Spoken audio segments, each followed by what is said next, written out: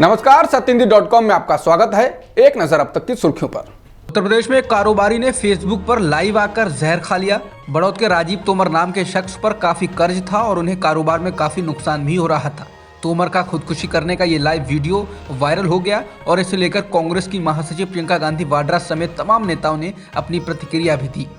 राजीव तोमर जब लाइव आकर जहर खा लेते हैं तो उनकी पत्नी उन्हें रोकने की बहुत कोशिश करती हैं, लेकिन राजीव तोमर के जहर खाने के बाद उनकी पत्नी ने भी जहर खा लिया। राजीव तोमर कहते हैं कि इस वीडियो को शेयर कर देना। तोमर कहते हैं कि वो कोई देशद्रोह नहीं है, उन्हें देश पर विश्वास है और अगर प्रधानमंत्री नरेंद्र मोदी को शर्म होगी तो वो आज से ही अपनी चीजें बदल लें। कारोबारी राजीव तोमर ने जहर खाने के बाद किए फेसबुक लाइव में कहा कि वो ये नहीं कहते कि प्रधानमंत्री ने सारे काम खराब किए हैं, लेकिन वो छोटे दुकानदार किसान के बिल्कुल हितैषी नहीं है। वीडियो में राजीव तोमर अपनी पत्नी से कहते हैं कि वो उनकी बात मान ले, सरकार तो किसी की बात नहीं मानती। लाइव वीडियो देखने वालों ने पुलिस को कॉल किया और पुलिस ने तुरंत मौके पर पहुंचकर दोनों को अस्पताल में भर्ती कराया। स्थानीय समाचार पत्रों के मुताबिक राजीव तोमर आर्थिक तंगी से जूझ रहे थे और उन पर 32 लाख रुपए का कर्ज था। राजीव तोमर कासिमपुर खेड़ी गांव के रहने वाले हैं और बड़ौद में सुभाष नगर कॉलोनी में रहते हैं। उनका बड़ौद में बावली रोड पर जूते का शोरूम है। हिजाब विवाद थमने का नाम नहीं ले रहा है। अब इसको लेकर विपक्षी दलों के बयान भी लगातार आ रहे हैं। इस बीच इस मसले पर राष्ट्रीय जनता दल के प्रमुख लालू प्रसाद यादव ने भी प्रतिक्रिया दी। लालू ने कहा कि देश में जिस तरह के हालात हो गए हैं उससे ये गृहयुद्ध की तरफ बढ़ता नजर आ रहा है। उन्होंने कहा कि देश सिविल वॉर की तरफ बढ़ रहा है और इसकी जिम्मेदारी सरकार की होगी। लालू प्रसाद यादव ने यूपी चुनाव को लेकर कहा कि यूपी में बीजेपी की करारी शिकस्त होगी, इनका सफाया हो जाएगा और इसके साफ संकेत हैं। उन्होंने कहा कि 70 साल बाद नए अंग्रेज बीजेपी के रूप में आ गए हैं। उन्होंने यूपी के वोटर्स खासकर जाट बिरादरी से बीजेपी के खिलाफ वोट करने की अपील की। उन्होंने कहा कि हम अपील करते हैं कि वोटरों से खास करके जाट बिरादरी से बीजेपी को हराओ। बता दें, लालू यादव की अपील यूपी में पहले चरण के मतदान से एक दिन पहले आई है। 10 फरवरी को पश्चिमी यूपी की 58 सीटों पर मतदान है।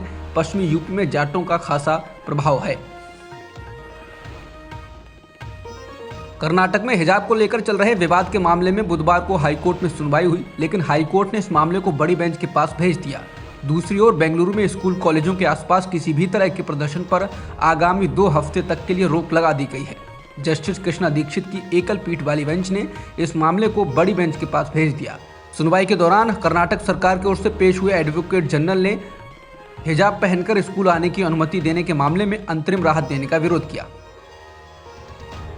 मध्य प्रदेश के स्कूलों में हिजाब बैन को लेकर अब स्कूल शिक्षा मंत्री इंदर सिंह परमार ने अपने बयान से यूटर्न ले लिया। उन्होंने कहा कि फिलहाल मध्य प्रदेश के स्कूलों में कोई नया ड्रेस कोड लागू नहीं होगा और ना ही सरकार इस पर कोई विचार कर रही है। उन्होंने कहा कि मेरे बयान को तोड़ मरोड़ कर पेश किया गया। फिलहाल स्कूलों में परंपरागत चालू ड्रेस कोड ही रहेगा। कर्नाटक में हिजाब को लेकर जारी विवाद में कांग्रेस नेता प्रियंका गांधी ने भी प्रतिक्रिया दी है। प्रियंका ने कहा है कि वो चाहे बिकनी हो, घूंघट हो, जीन्स हो या फिर हिजाब, ये एक औरत का अधिकार है कि वो खुद तय करे कि वो क्या पहनना चाहती है। उन्होंने आगे लिखा है कि इस अधिकार की गारंटी भारतीय संविधान द्वारा दी गई है। महिलाओं को प्रताड़ित करना बंद करो। हिजाब विवाद को लेकर कर्नाटक सरकार पर निशाना साधते हुए एआईएमआईएम प्रमुख असदुद्दीन ओवैसी ने कहा कि मुस्लिम लड़कियों को हिजाब पहनने से रोकना उनके संवैधानिक अधिकारों का मौलिक उल्लंघन है। उन्होंने बीजेपी पर हिजाब पहनने को मुद्दा बनाने का भी आरोप लगाया।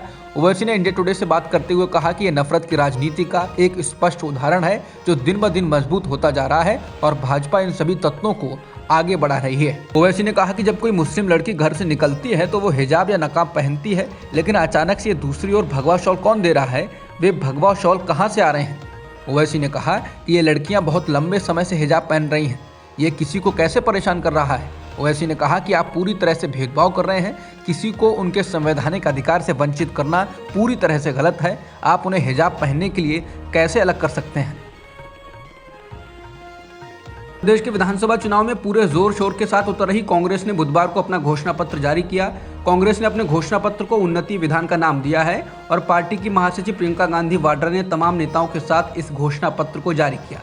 इस मौके पर प्रियंका ने कहा कि कोरोना महामारी से सबसे अधिक प्रभावित परिवारों को 25,000 रुपए की आर्थिक मदद प्रदान की जाएगी। पुलिस, स्वास्थ्य सेवाएं और शिक्षा सहित सार्वजनिक क्षेत्र में 12 लाख का भारी भरकम बैकलॉग भरा जाएगा। इसके अलावा 8 लाख और नौकरियां दी जाएंगी। प्रियंका ने कहा कि छत्तीसगढ़ की तरह किसानों के कर्ज माफ किए जाएंगे। धान और गेहूं 2500 रुपये प्रति क्विंटल और गन्ना 400 रुपये प्रति क्विंटल की दर से खरीदा जाएगा। बिजली का बिल आधा किया जाएगा। पत्रकारों के विरुद्ध दायर मुकदमे खत्म किए जाएंगे और जो गैरकानूनी रूप से जेल में बंद हैं उन्हें रिहा किया जाएगा। यूपी में कांग्रेस ने जारी किए घोषणा पत्र में कहा कि स्कूल रसोइयों का वेतन बढ़ाकर 5000 किया जाएगा। कोरोना में जान गंवाने वाले कोविड योद्धाओं को 50 लाख का मुआवजा। एडहॉक शिक्षकों और शिक्षा मित्रों को अनुभव और नियमों के आधार पर नियमित किया जाएगा।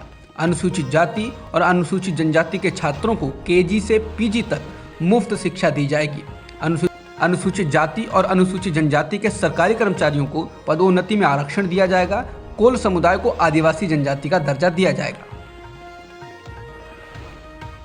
ओमिक्रॉन वेरिएंट के मामले कम होने के चलते लापरवाह रहे लोगों को डब्ल्यूएचओ की चेतावनी को जानना जरूरी है। डब्ल्यूएचओ यानी विश्व स्वास्थ्य संगठन के विशेषज्ञों ने चेताया है कि भले ही दुनिया ओमिक्रॉन लहर के कम होने के साथ सामान्य स्थिति में वापस आ गई है, लेकिन कोविड-19 का अगला वेरिएंट अधिक संक्रामक होगा और शायद पहले वेरिएंट की तुलना में अधिक घातक भी। हाल ही में एक प्रेस ब्रीफिंग में डब्ल्यूएचओ के महामारीविद और कोविड-19 पर तकनीकी प्रमुख डॉक्टर मारिया वान केरखोव ने जोर देकर कहा कि महामारी खत्म नहीं हुई है और भविष्य के वेरिएंट किसी तरह से ओमिक्रॉन की तुलना में अधिक संक्रामक होंगे। अब तक की खबरों में इतना ही। बाकी खबरों के लिए बने रहिए सत्यहिंदी.com के साथ। सत्य हिंदी का ऐप डाउनलोड करें गूगल प्ले स्टोर पर।